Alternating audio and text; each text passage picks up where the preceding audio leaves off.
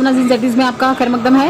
मुहर्रम का चांद नजर आते ही पुंछ में अंजुमन जाफरिया में रोज़े मुबारक हजरत अब्बास का परचम लहराया गया और अज़ादारों ने इमाम हुसैन अलैहिस्सलाम और करबला के दिगर शहदा को खराज अकीदत पेश की। आगे देखिए हमारे नुमाइंदा जहांगीर अहमद की ये रिपोर्ट।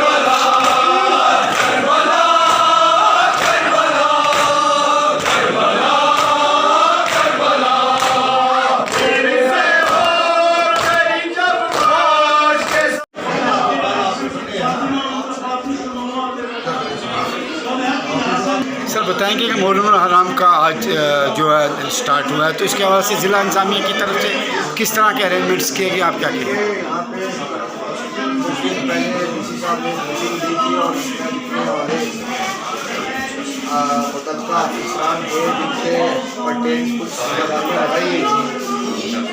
बाद में पहले दिन ही यहाँ पर इसलिए आया कि मैं खुद उनको देख पा रहा हूँ कि क्या चीज़ें इस तरह से क्या चीज़ें हैं और बाई एंड लार्ज में सेटिस्फाई है और कोई कमी रह जाएगी तो इनकी इंतजामिया से पूछ रहा हूँ, कल से वो भी क्या वो पूरी कर ली जाएगी।